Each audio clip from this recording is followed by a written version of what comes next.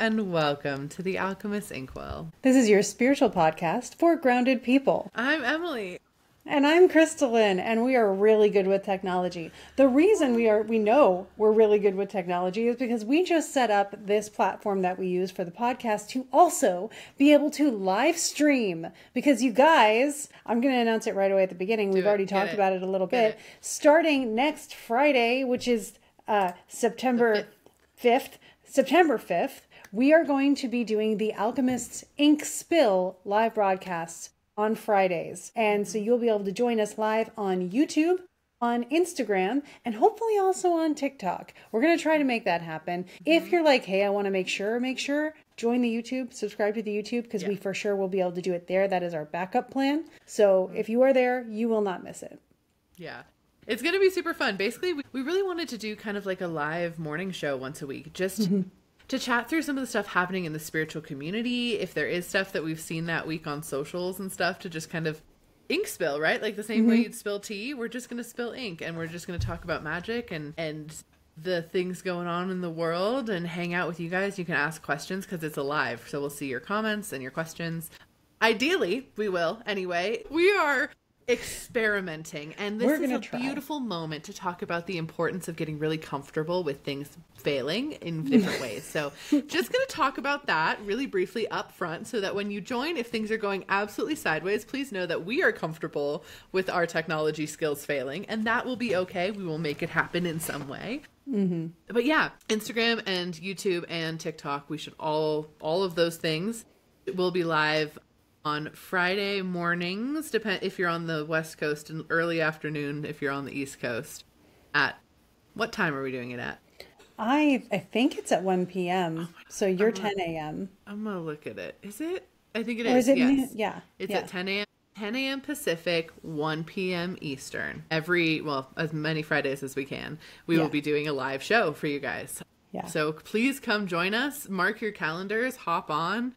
Invite your friends. Tag people, share the live, all the things. And we'll be doing that on Fridays. It's going to be so fun. I'm really excited. I'm so excited to just sort of chill. It's going to be great. Yeah, it's just going to be, and to get to interact with you guys. Like, we love all of you so much. And our listeners are amazing and fantastic and have supported us so much over the years that we're really excited to get to support you too. And we know it's kind of in the middle of the day for some people, but hopefully it falls kind of around-ish your lunch break, or you can take a little, just kind of listen while you work, or those kinds of things. If you're like, oh, I really want to hear it though, the recordings will be posted to YouTube exclusively. They will not be going on Spotify or anything. So if you are wanting to listen to that, you'll have to head over to YouTube after the fact, but it will be there. It will be there. So yeah, that's where the live will be with that.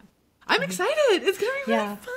It's going to be super like casual. It feels like, one of our trips, but in between, something that we get to do in between the trips. That's a really good base point. Yeah. And it's going to be cozy too. Like we're going to give it a cozier vibe. Ideally, we'll see how it goes, but that's the idea. I might even adjust my background or something, like just film from a different angle. There's one angle I can't film from because you guys can't see, but over here to my right, there's a giant floor-to-ceiling naked lady photograph. It's my favorite. I love it so much, but you guys can't see that, so I only have limited options for camera adjustment. But yeah, maybe do that. Switch it up. I don't know. We'll be cozy. We'll have our blankies and our candles and just hang out and chat.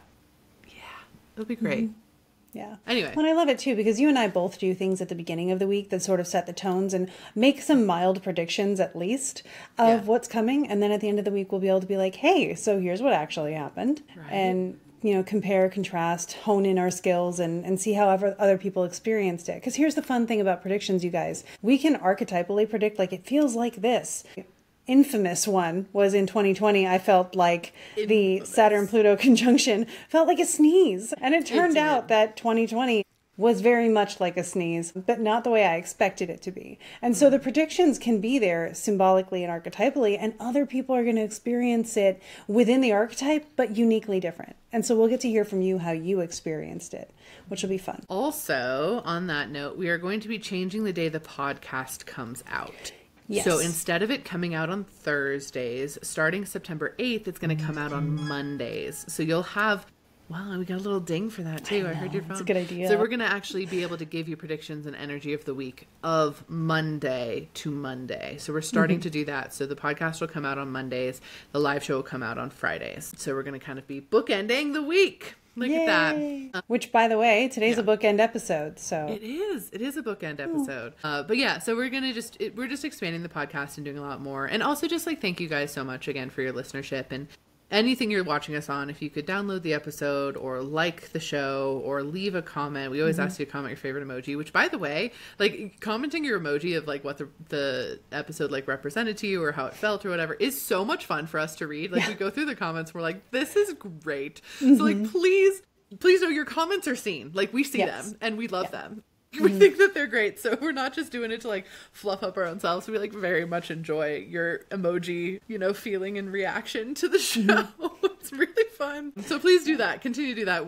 We enjoy it and it's really fun for the community and also really helps get our show out there. And we're really grateful and excited to give you more and also people have been asking for more for a while. Like this is not just us in a vacuum being like, more things. We have gotten a lot of feedback of like, could you do this or could you do that or answer more questions or whatever. So this is also us kind of answering some of those questions in this community as well. And I, for one, am pretty proud of that. Like I'm pretty excited by that in general. Yeah, I'm really excited that we're in a position where we get to respond to community desires and questions and things in a way that actually aligns and is serving what people are asking for. And I'm really glad you're here asking for things. It's really nice. Right? And now we get to do just like a chaotic magic morning show, right? It's going to be really good. And trust me, we have more stuff coming around too that's going to be just easy, connective, community focused kind of stuff. I feel really good about the direction that we're moving in. Yeah, me too. And I mean, my vision, I guess, of when I'm like looking at this, like maybe we'll pull cards, maybe we'll do this, maybe we'll do that. Like it's going to be so much more like fun and flow and like just goofy. And I think we need some goofy in the spiritual communities as of late. We really do. It reminds me of just how our meetings go. I know. I saw a TikTok the other day and someone was like, don't let the witches fool you. You don't just have to make moon water. You could make moon anything. And he's like, I'm making moon bubbles. And I was like, this is the way we need to magic. Like, you are correct, sir. 100%. I'm actually in a year-long study right now with a new magical mentor, just because I'm getting all of them as I can. And he even said, like, we read these ancient texts, we see how it was done, we see how we like it, and then we take what we like and we, do what we got to do. And it's like, that's magic, right? That is how it is. And it's good to learn from history and to see how things were done and to see what jives with you and what's like, I'm going to try this. And then to try. But that's how magic is. And so it's in that way even more accessible than you might think. And that also lends itself to the community is very important because you get more feedback the more people are doing. Yeah. On that note, let's talk about bookends and let's do some Hygge. We're doing a kind of shorter episode today because I have some time constraints because I'm going to my nephew's birthday.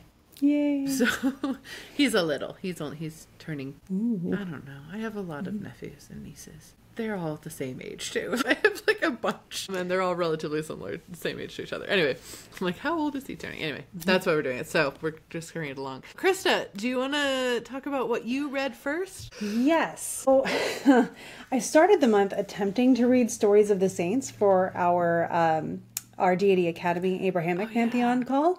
And it was not good. So it's still on my list. But I did not read it.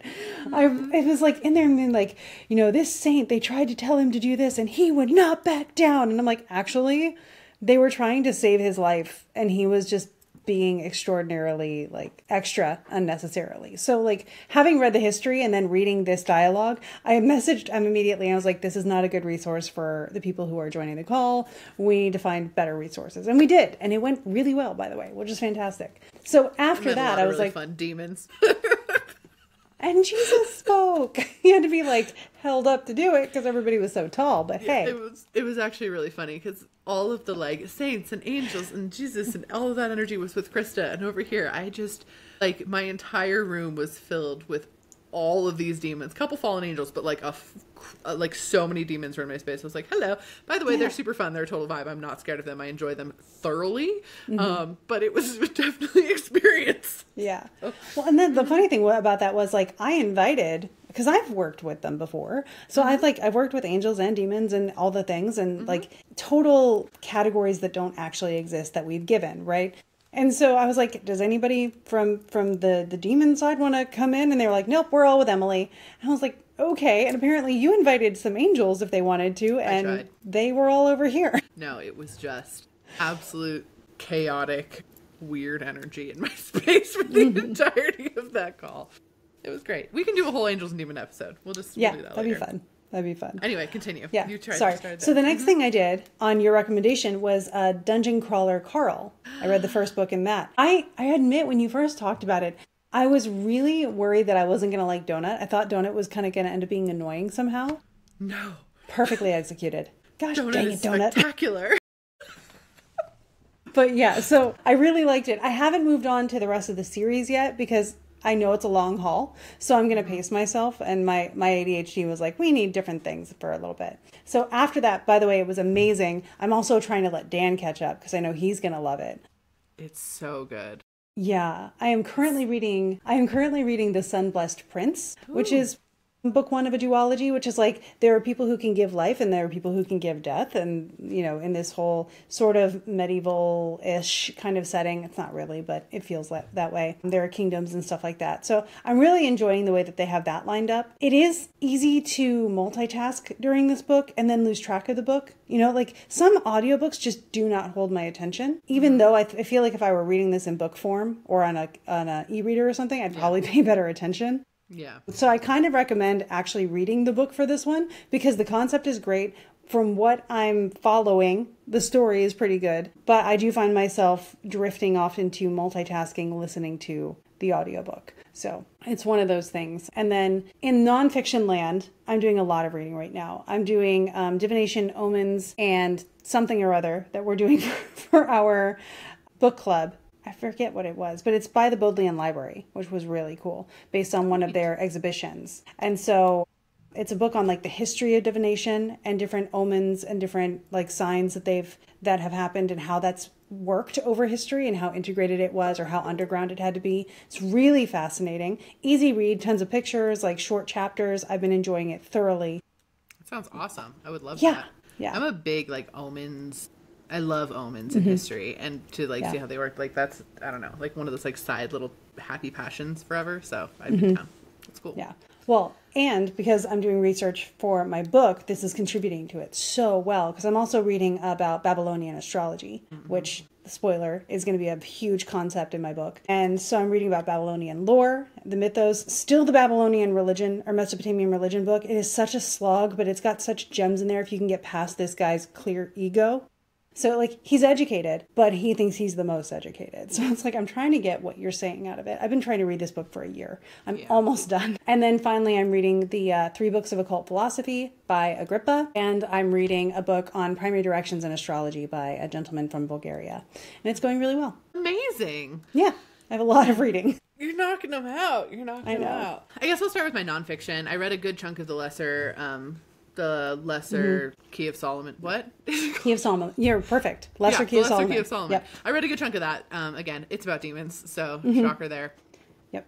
Lots of sigils and the intelligences of the spirits and like just how they interact. Demons in general, just I asked them, I was talking to them about it, and they're like, we're not patrons of things, we just have special skills, and like it lists like the demons that have been summoned historically and their special skills, and it's really fun.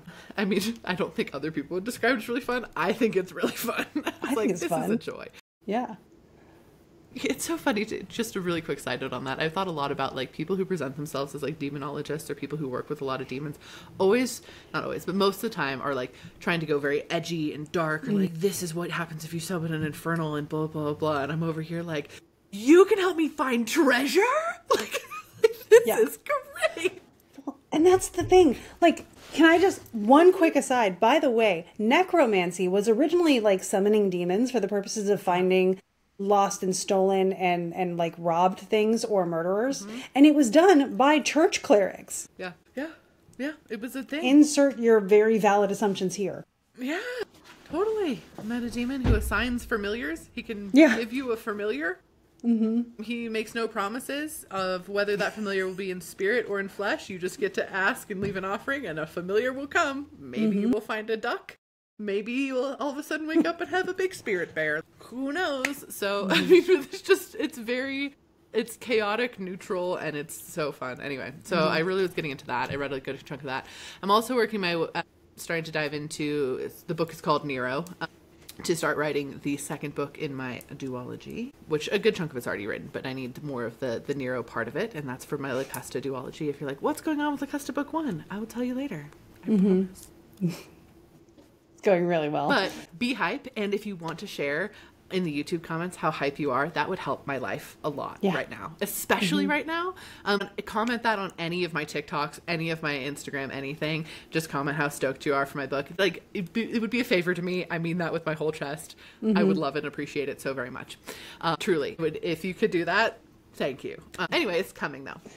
So I've been working on Nero and kind of getting my way through that. And then this month I read 3 Dungeon Crawler Carl books, because I'm still working through, 2 Dungeon Crawler Carl books, because they're longer the further in you go. I have not been disappointed by this series a single time. It is incredibly high vibe. It is so beautiful, anti-capitalist. The deeper you go, the more anti-capitalist it gets. And it's such a needed thing. I am in awe of Matt Dinniman and how he's pulling this off. I would love to see whatever the fuck journal situation he has going on to keep his notes, because it gets more and more complex the deeper you get in, and he doesn't drop a single thread. There are no plot holes. I've been looking for them. I've been trying to find them, and I don't know how he makes it so there's no plot holes, because it is literally so much stuff. I love every single character. None of the characters work out the way that you think they're going to work out, but it's always done for the best. The character development is really incredible. It helps you appreciate being on Earth a whole lot more, and what it is to be a person on Earth a whole lot more, and value little things. It's been wonderful. Also,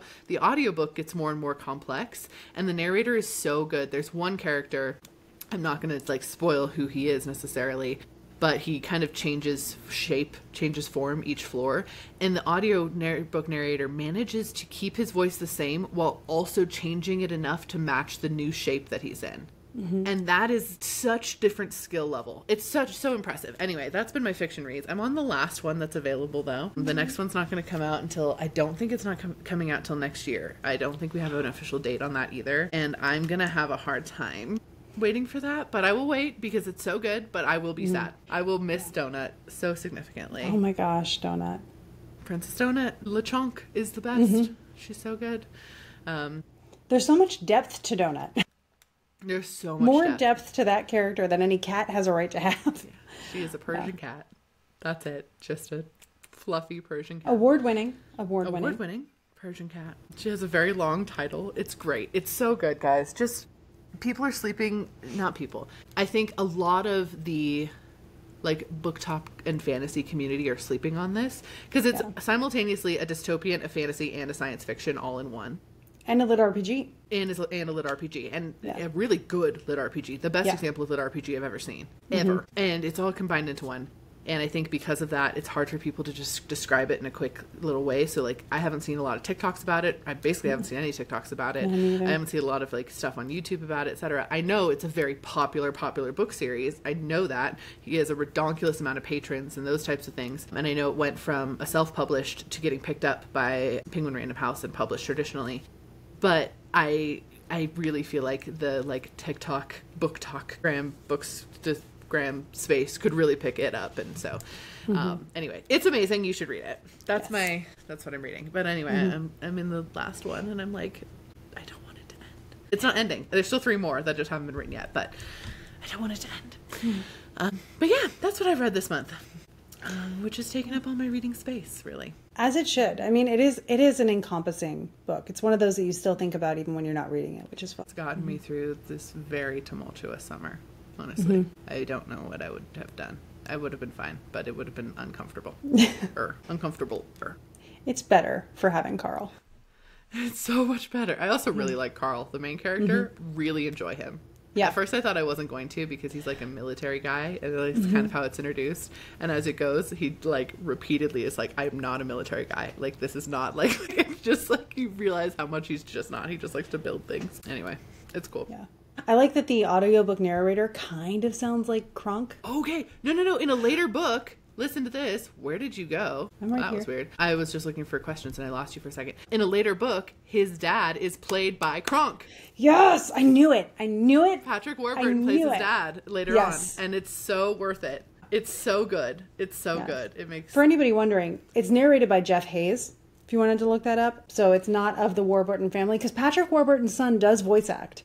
He does. And that same book, also Travis Baldree, who wrote Legends and Lattes, he also narrates a character in that same book where Patrick Warburton narrates a character. It's super fun. Yeah. Highly recommend I like it. I liked it a lot. It's... And you'll never see a twist coming. Never, ever. Nope.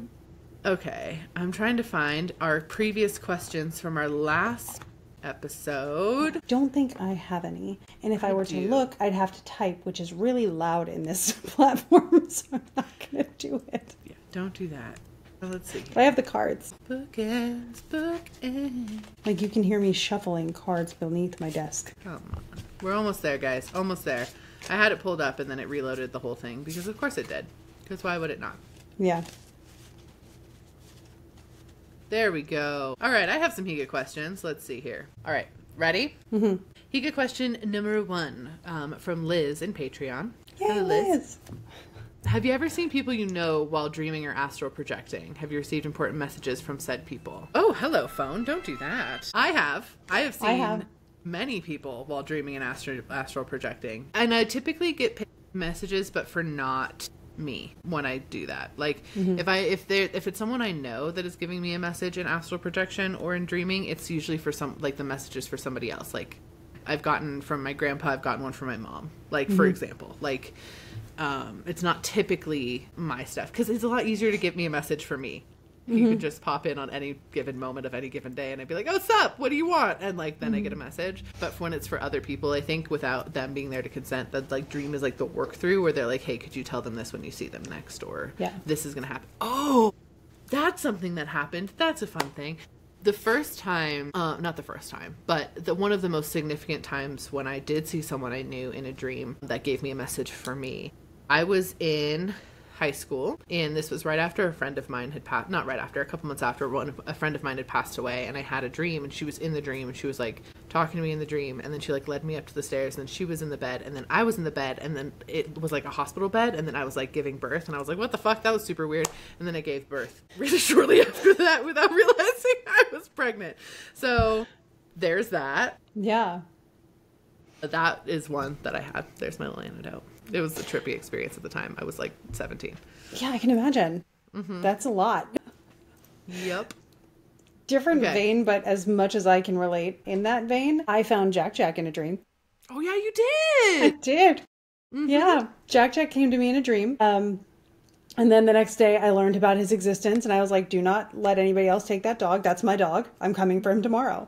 And that's how we got Jack Jack. So that's one of them. I ran into you like last week in astral during a dream. Yeah. Because I was getting all these messages and I couldn't write them down. And I was like, Emily. And you came in and we were like trying to capture the messages. I don't remember what they are. I'm sure we'll remember them at some point. But we were both like taking notes on these words in the sky. It was wonderful. I appreciate that even in your dream you're like, who could help?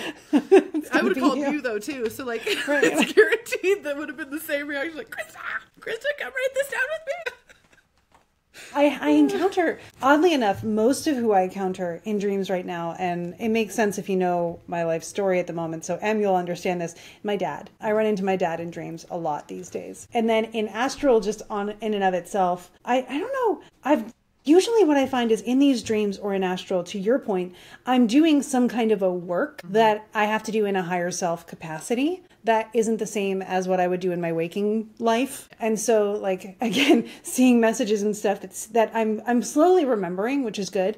But like in that capacity, this is something that the higher self version needed to understand in order for something to lock in down here, or something that I can't do in the waking life in connection with my dad and those kinds of things. So usually it's something that requires that setting in order to have it, or something like with the Jack situation. I literally said, can you give me a name? And I had picked another dog already. And I was like, I'm going to see this dog named Junior, because they all had J's. And I get into a dream and I'm on my way to get this dog and I run into it and I kept calling him Jack.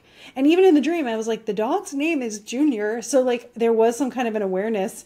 And the next day they were like, well, someone came and got Junior, but we have this other dog. His name is Jack. I think you'll love him. And I said, no one's taking that dog. That's mine. I'm coming. Mm-hmm. And so that's where we got Jack. And he's perfect. He's a little dope, but he's perfect. He's not the sharpest crayon in the box. No, he's not anywhere. He's more like an eraser, but like a fun eraser. Really likes balls. He just really, really likes balls. And specific Zelda, despite ones. being younger, is 100% the leader of the pack. She's a Virgo. What are you gonna do? But yeah, she's the manager of this household. She keeps us all in line and she keeps us all sane. And she also is the emotional support whenever someone needs it. So poor Zelda for having to deal with us. I mean, not poor Zelda. She's spoiled absolutely rotten. I try. Mm-hmm. No, that's good. Yeah, that's a good one. I like it. Okay. I have a second one, Hygge question too, from also Patreon. Love it. Keep it coming, guys. This is more fun. Yeah, if you join either of our Patreon, you guys can ask questions on our podcast here. We have a free podcast here where you get the episode a day early, and you get to ask questions under the episode, and all sorts of other fun stuff is on there. So if you're interested, either of our Patreons, you can join for that. And Krista Which means all of the astrological and folk magic study, and I have all of the like psychic weirdness and like this is what's going on in the world and kind of energy stuff. So yeah, we both do it in our own ways. Like we'll talk about lunations, full moons, and all that kinds of stuff in certain astrological spheres. I will talk about folk magic and mediumship and psychic stuff as well. But you've seen how we do our unique ways of doing things, so. Yeah. You guys know. One, both, whichever. Whatever feels, the vibe fits is for you. Yeah. That made no sense. It's fine. Yeah. You can't go wrong is the summary there. That's what I'm trying to say. All right, next question. This one's from Nico. What is the funniest or your favorite time that spirit has humbled you? Often. Honestly. I mean. Funny or favorite time that spirit's humbled you? I've literally been smacked in the head by my great-great-grandmother during healings. You have? Multiple times. She literally would do that whoop, boom, boom thing. It's not about you. And I'm sitting there trying to heal someone and being like, ow. And it's happened. Honestly, I think even you just predicting that it's going to be a sneeze. And then that was humbling. Like, that was, yeah. Take it more seriously. Stop trying to tone it down. I was trying not to fearmonger. I'm like, why does it feel like this? Honestly, it happens a lot of times. I'm so used to it though. Like I can't even come up with like what is the funniest or my favorite time that spirits humbled me. I mean, like I said a little while ago, like Hermes made me day drink on my birthday. Hermes humbles me all the fucking time though. Him and my husband have like a pact to like make fun of me together, and it's not in a mean way. Don't get me wrong. Weston's lovely, but like it's very much like if he wants to mess with me, he goes to Weston and is like, hey, there's this thing that you could have Emily do. It's for my benefit, but it's pretty funny. I would say that's a big one. Oh, this one was recent. So I have about over the course of the last 6 months, I've discovered and developed a new type of magic that's it's not actually new. It's very, very ancient, but it is new to me and was downloaded to me. And it's kind of a culmination of all the different things that I've ever really learned how to do, to be totally honest. And it's big and it's huge, and I'm not super ready to talk about it just yet because I haven't fully developed it to the extent that it needs to be developed, I think, before I really started talking about like how to use it and how to connect it and whatever. But this one's just funny because it's recent, because I was like, okay, I'm going to try to use this magic to get cake. Like that was like my small thing. I'm like, tomorrow I get cake. I'm gonna get cake tomorrow. And I just did the magic one time. It wasn't like I focused on it a bunch, because you don't need to focus on it a bunch with this particular system. So I just did the magic in this way, did the energy work in this way for getting cake. And then I was like, okay, gonna get cake tomorrow. Whatever. Next day, go about my normal day. And I'm kind of thinking in the back of my mind, like, oh, I'm gonna get cake today. Like this is gonna happen, whatever. Stop work to eat some lunch, eating lunch, scroll on TikTok, end up finding this really cool video about this cake that's covered in marzipan. And I get fucking hyped. I'm like, oh my gosh, this looks so delicious. Go down this rabbit hole, whatever. Really excited about this one particular cake. Figure out a bakery I could even order it from.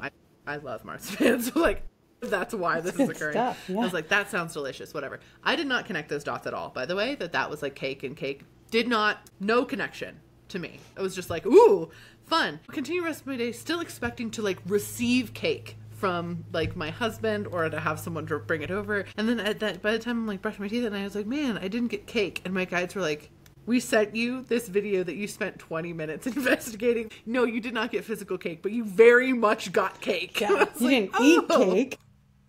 Right. That's the lesson. I need to specify the type of cake I will be receiving, and like being really clear on that with this magic stuff. So that would be a recent one, I think. Funny. Mm-hmm. I'm going to eat cake tomorrow. Exactly. Man. I was like, that's fair. Thank you for that lesson. You win. I would not have talked to my guides for a solid few hours if they cheated me out of having some frosting. So, I was like, oh, yeah, that makes sense. Actually, that was a really good lesson. That was a really good lesson. Yeah. I get humbled at least weekly. I didn't get cake.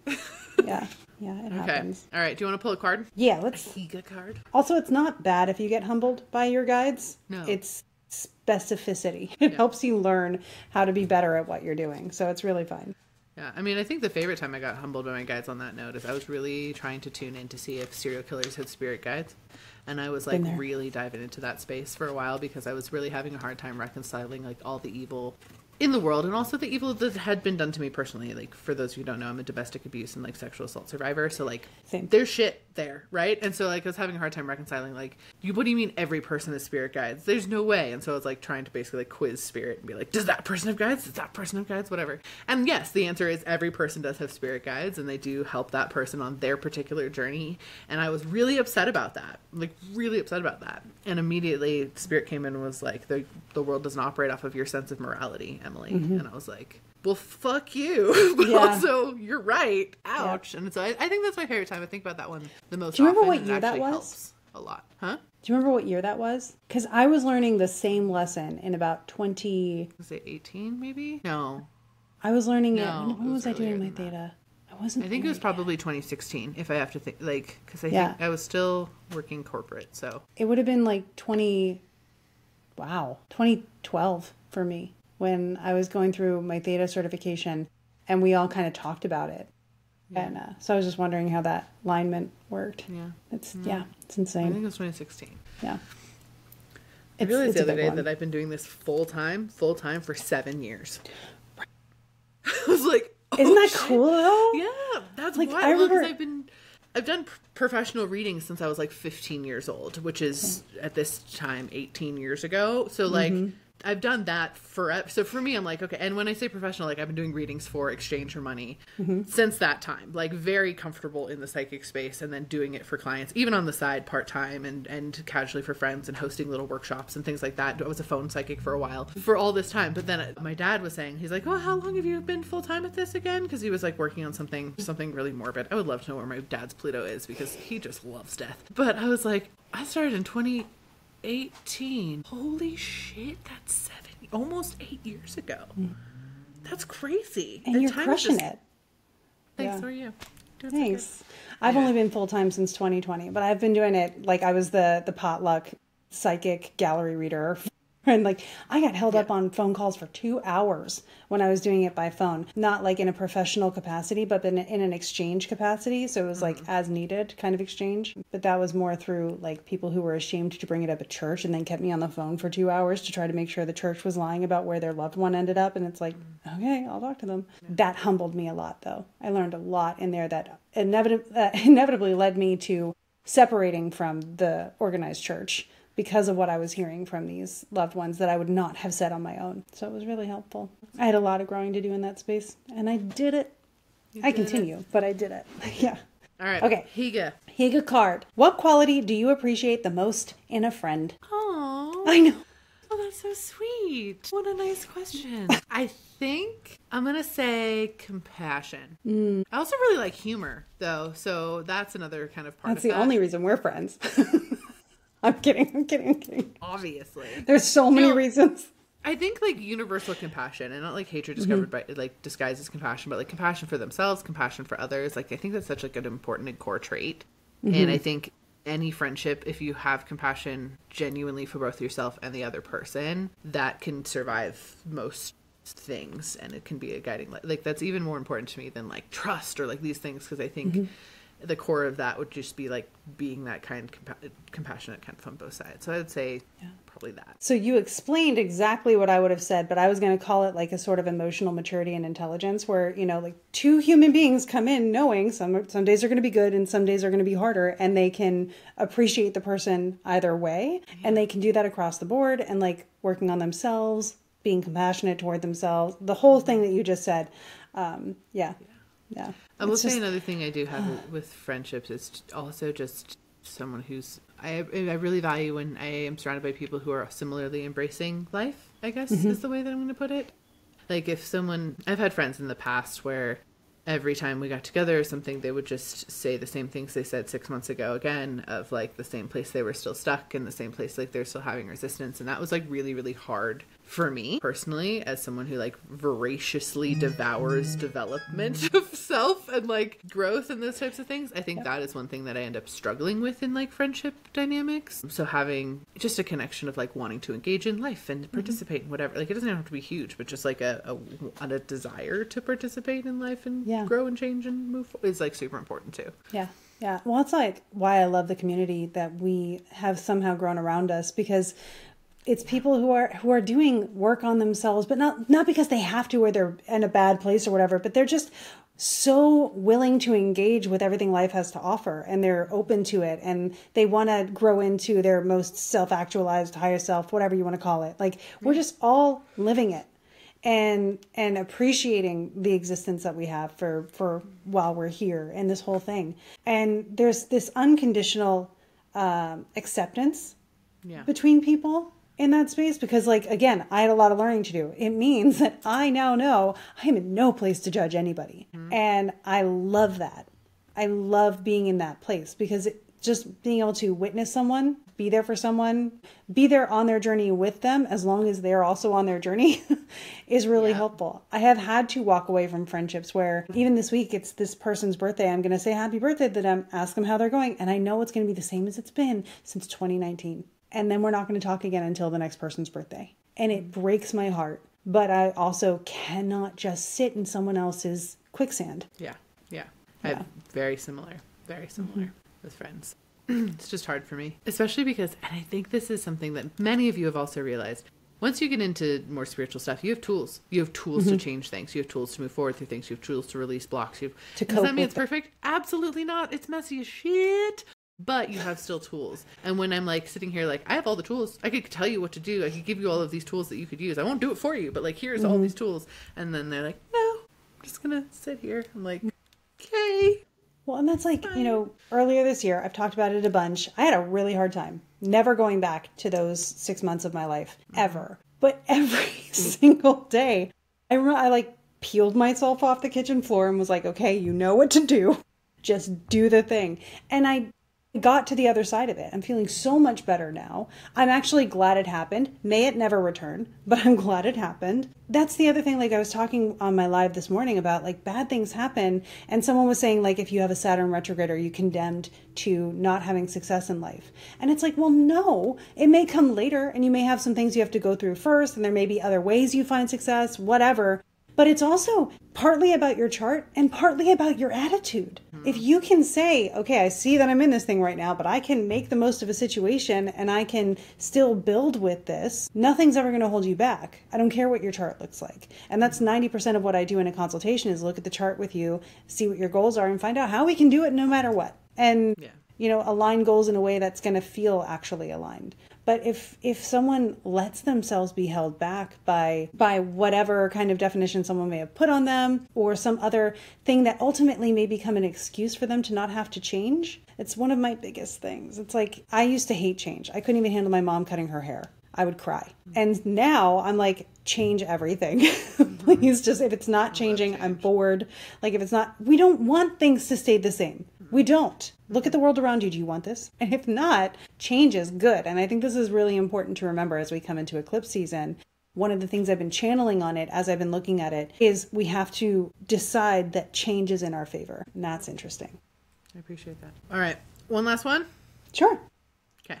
Alrighty, what do we got? Okay, which of your family members do you look like the most? My dad. I'm a really, like, face for face. Not quite spitting image, but pretty damn close of my dad. My sister and I look like kind of alike now that we're older, but my sister looks very much like my mom. Also my daughter, I guess that counts too. Lee looks very much like me. We're also kind of down the line on the faces there too.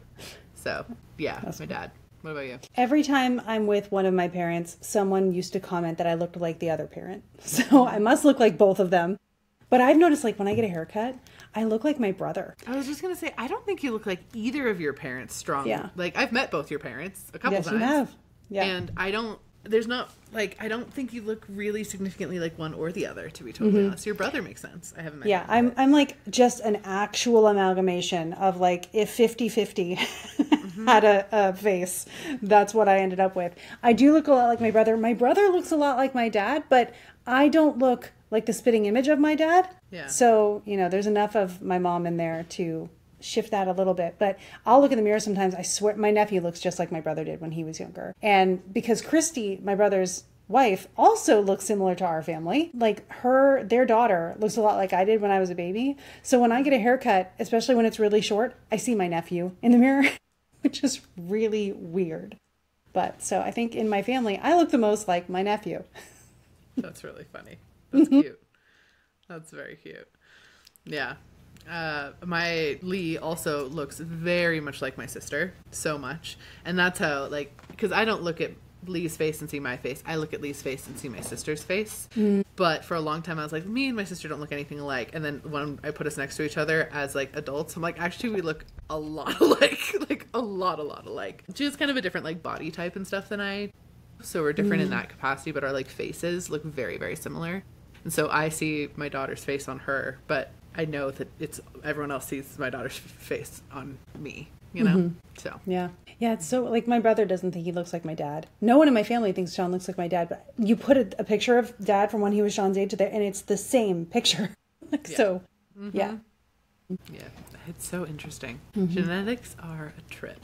It's really funny too. So, like, my husband and I, our oldest daughter is his biologically, and the younger two are mine biologically, but we've raised them together since they were 2, 3, and 4. So when they're littles. So they're ours. But no one would ever know that there was any difference there, because the way our family, like, meshes together, they all look so, like, the siblings look really similar despite not actually being biologically connected. It's so interesting. It's so interesting, but yeah, weird genetics. Anyway, thank you guys so much for being here. We are so excited for the ink spill, which is again September 5th. And that will start happening on Fridays, and we will switch on the 8th to having these come out, these episodes, the recorded episodes, the Inkwell episodes, coming out on Mondays. And we're so excited. Please join us. Please head over there. Please hang out with us. Again, Radish, my God. She's having a moment today. She's been very loud. She's very particular, because I think her cage is just dirty enough where she's upset about it now. You know what I mean? So she's a particular lady. That's my bunny, by the way, for context. If anyone's like, what the fuck? She's my rabbit. And she's very, very clean. And, like, if anything's out of place, she will let you know with attitude. It's problems. So that was that.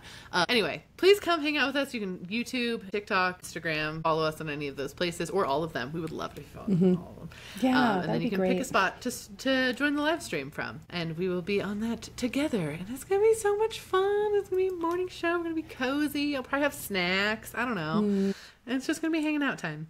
Yeah. Eventually, I will. Once my stupid Invisalign stuff is over, there will be coffee at least. Yeah, right. Yeah, I need Invisalign, but we're just not gonna talk about it. Because right now I'm paying for 2 sets of braces, and I just don't need a third one on. I just found out that I am covered on Dan's dental insurance, so that's great. You should be. I know. Anyway, that makes my HR brain scream, but it's fine. I agree. Anyway, we appreciate you all, and we hope that you take all of this energy and that you 1, 2, 3 go make some magic. Woo! That was good.